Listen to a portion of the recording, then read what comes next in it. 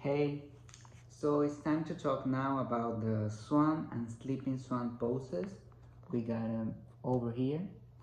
So let's talk about the intentions and target areas. Primary areas will be the front legs hip, which is inflection, as you may see over here, external rotation, and perhaps abduction, while the back legs hip is extended.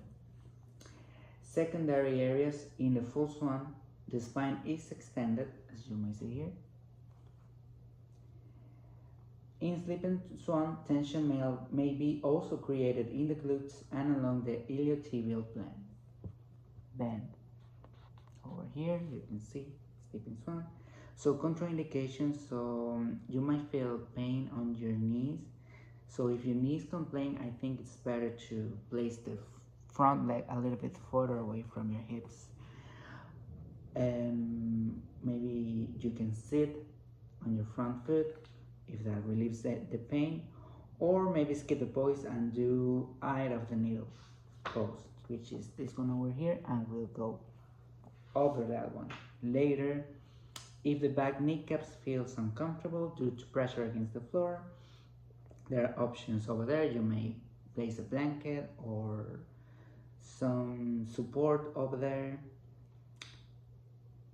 or you might keep the knee bent with the foot raised off the floor. And also, due to asymmetric stresses in the sacroiliac joints, pregnant women may wish to avoid this pose, but as we mentioned, there's the eye of a needle pose, and that's also an option for pregnant women. And we can talk about the meridians and the organs later. So now let's get into our pose. So first of all, let me fix the camera. All right, and now, oh sorry, I hit the cushion. So now we can start by placing ourselves or telling the student to come in tabletop position. I think I'm gonna come this way. So now in tabletop position, you're gonna tuck your toes, extend your legs, bring your hips up, and come in downward facing dog. You may stay here for a while, or you may walk your dog. But when you're ready, you're gonna inhale, take a deep breath, and bring the right knee between your palms. By this position, you're gonna lengthen the back leg, lengthen, and try to sit. Just try to feel how you are at this very moment, and just try to move your legs if you feel unstable. The important thing is you feel comfortable here. So the front leg, let's start with that. Your shin might come to 90-degree angle, just parallel with the mat if you're like really flexible on that side, or just try to come in 45-degree angle. You might leave your hands on the floor, or place some blocks on your hands. Bring your chest up, look straight ahead, and you will be in the full swan position. Also, it's also recommended to place a block under your front hip, but since I got the blanket already, it's already giving me support, so I'm fine here. What else we can do? I think we can already start by putting our arms like cactus arms, expand our chest, and that will create a little bit more stress in our hips. That will help lengthen our backs as well. And you might tell your student to stay here for 1 minute or 3 minutes. Remembering your ocean breath. Relax your gaze, relax the muscles of your face, your shoulders, and just trying to get into sweet discomfort. If there's a lot of pressure in the front leg, you can also try to bring that front foot as close as you can from your hip. So closer the foot is less pressure, and it's farther away, there will be like more pressure. There's also an option where you sit in the front foot. I think it is like this, and you stay here. But let's come back to our arms raised, and from here, after the 1 or 3 minutes, we can start by folding forward slowly until we lift our arms to the floor. You may stack your hands, you make fists, and leave your forehead. In my case, I think I'm gonna grab a block and just press it on my forehead and relax my arms. So this is suppose we can practice surrender into a present moment completely by relaxing our shoulders, our spine, and just bring all the attention and all that energy to our hip or rib. Right hip flexors expanding. So take a deep breath here. And remember with your exhalation to say to your hip to relax. Or if there's any tension elsewhere, say to relax.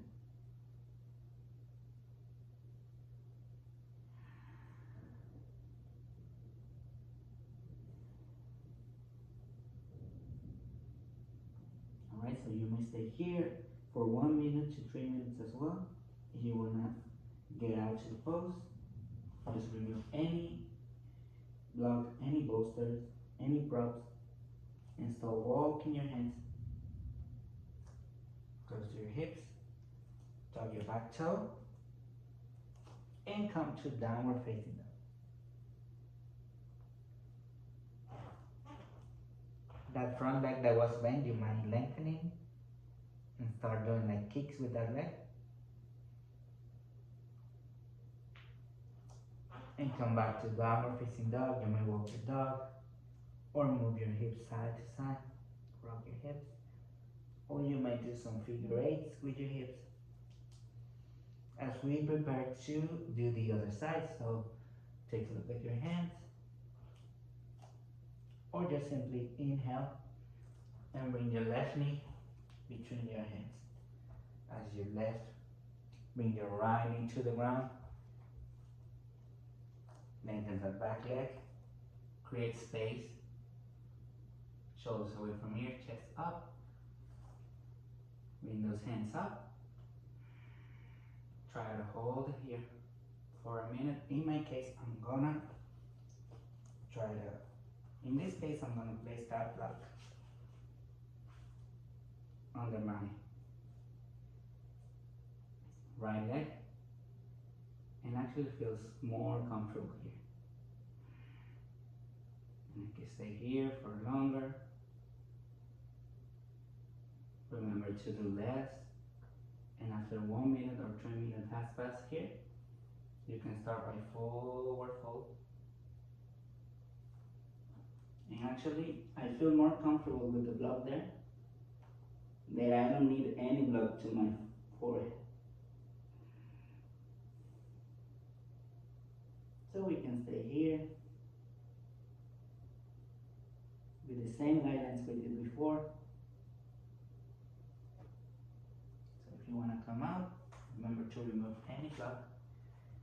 Keep your head low and walk your hands. Rise up, tug your back toes, and come to downward facing dog. Lengthening that front leg and start kicking. Also, some great toner poses will be child pose,